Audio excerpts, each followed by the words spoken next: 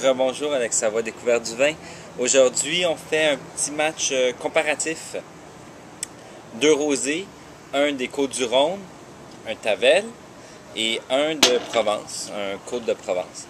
Et donc, encore dans notre thème des vins d'été de France, j'aime bien le rosé, mais étant donné que je ne suis pas vraiment habitué de l'analyser, si on veut, je suis plus habitué de le boire par plaisir et ainsi de suite. Donc, mais je me suis dit que ce serait peut-être plus fun et plus facile pour moi de l'analyser en les comparant tous les deux. Donc, premièrement, Tavel, donc c'est un des crus des Côtes-du-Rhône. Et dans cette commune-là, il y a 8 crus, il y a, excuse-moi, 16 crus en tout dans les Côtes-du-Rhône. Et Tavel est une de ces communes qui a ce statut-là. Mais uniquement pour son vin rosé. Donc, Tavel, un endroit très réputé pour les vins rosés dans les Côtes-du-Rhône. Et celui-ci est fait à partir de Grenache, principalement, avec un peu de Syrah ajouté. Ensuite de ça, les Églantiers, c'est le nom du vin lui-même. Et c'est un 2010. Et le nom de la maison, Brotte, qui est située à Châteauneuf-du-Pape. Donc ça, c'est numéro 1. J'ai bu ça hier avec mon souper. Côtelette d'agneau sur le barbecue. Donc on penserait normalement rosé, c'est plus pour l'apéro, pour quand il fait chaud l'après-midi. Hier, honnêtement, il faisait trop chaud.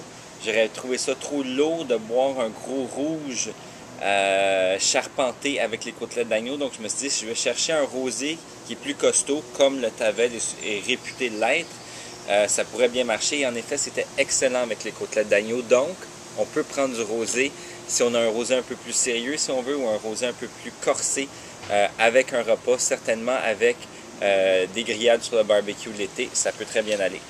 Notre autre candidat, c'est ça ici.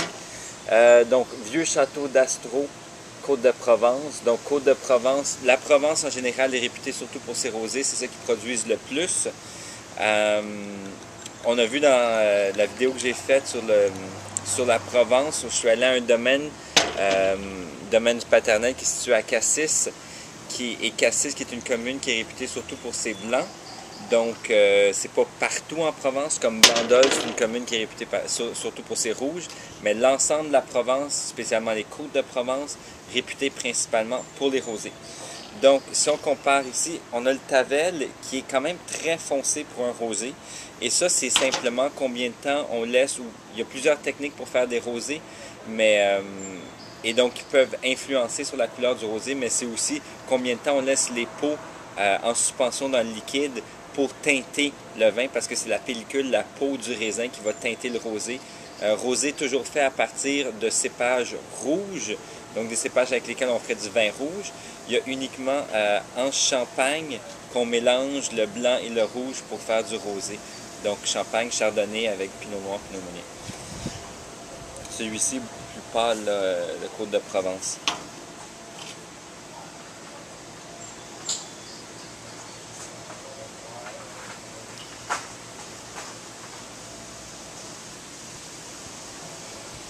Pour une fois, j'ai les vins bien froids parce que je ne veux pas boire du rosé chaud quand même, là, ce ne serait pas idéal. Rosé, chose qu'on boit encore plus froid que le blanc normalement. C'est sûr que quand c'est froid, les arômes au nez sont pas aussi prononcés, mais j'ai quand même un petit peu de fruits rouges qui ressort du Tavel.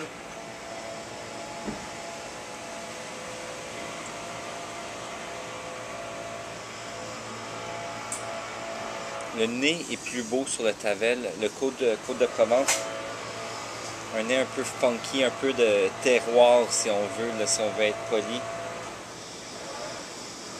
Définitivement des notes plus terriennes que fruitées par rapport au Tavel. On va goûter au Tavel.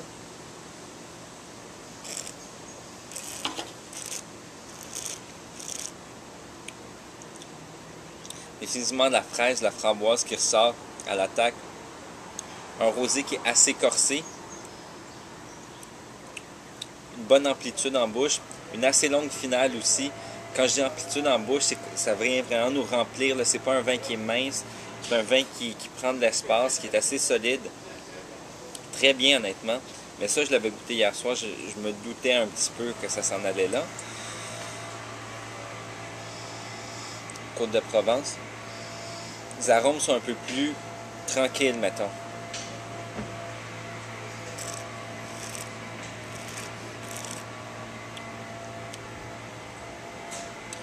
Définitivement plus mince, donc plus léger. Les goûts ne sont pas aussi massifs en bouche. Il y a une assez bonne amertume à la fin. Donc, c'est deux vins rosés qui sont secs et non sucrés. Pense au rosé, des fois, ça va être du gallo ou des trucs comme ça. Là. Ça, c'est autre chose. Du White Zinfandel, comme ils disent aux États-Unis. Ça fait souvent des punch aux fruits, si on veut. Ça, ici, c'est deux rosés qui sont assez secs. Tavel est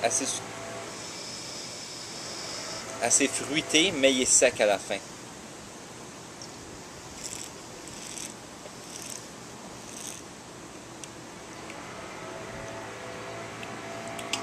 Là, c'est sûr que c'est peut-être pas juste jusqu'à un certain point, parce que celui-ci est ouvert depuis presque 24 heures, tandis que le Côte de Provence, domaine Astro, est ouvert seulement depuis à peu près une demi-heure. Mais on voit définitivement qu'il y a une différence entre les deux. Tavel, un vin plus corsé, plus structuré. Côte de Provence, un vin un peu plus léger. Peut-être ça ici, pas trop pour le repas, plus à l'apéro, tandis que le Tavel, avec le repas, c'était parfait, mais ce serait aussi bon à l'apéro. Pour ceux qui aiment des rosés là, un petit peu plus charpentés, si on veut.